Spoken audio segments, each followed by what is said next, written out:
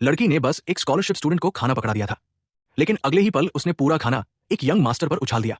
उसका कहना था कि इस जगह के सारे अमीर बच्चे उसे नीची नजरों से देखते हैं, लेकिन उसे क्या पता था कि इस स्कूल में, जहां सिर्फ पैसों की कद्र होती है, असल में किसी ने भी उस पर कभी ध्यान ही नहीं दिया था।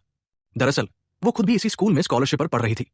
उसे लगता था कि अपने मासूम चेहरे के दम पर वो सभी अमीर वारिसों का ध्यान खींच लेगी, लेकिन हकीकत इससे बिल्कुल उलट थी।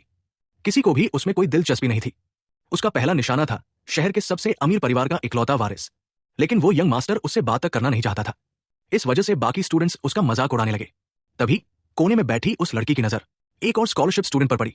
वो लड़की न सिर्फ लेटेस्ट टैबलेट इस्तेमाल कर रही थी, बल्कि पूरी क्लास की सबसे पॉपुलर क्लास प्रेसिडेंट भी थी। और बात यही खत्म नहीं हुई।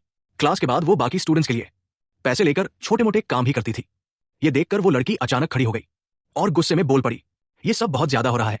स्कॉलरशिप स्टूडेंट्स को यहाँ नौकर बना दिया गया है। हम यहाँ पढ़ने आए हैं, किसी की सेवा करने नहीं। शुरुआत में अमीर बच्चों ने समझाने की कोशिश की कि वे सिर्फ एक सर्विस के लिए पैसे दे रहे हैं। तभी वो दूसरी लड़की भी बोली कि वह ये सब अपनी मर्जी से कर रही है, लेकिन वो मानने को तैयार नहीं थी। उसका कहना था कि ये स्कॉलरशिप स्टूडेंट्स का अपमान है। थोड़ी देर बाद लंच का समय हो गया। कैंटीन में खाने के दाम देखकर वो अपना मील कार्ड घूरती रह गई। तभी उसकी नजर उस लड़की पर पड़ी जो वहां पार्ट टाइम काम कर रही थी। वो समझ गई कि वो परेशानी में है और तुरंत उसे एक फ्री स्टाफ मील ऑफर कर दिया।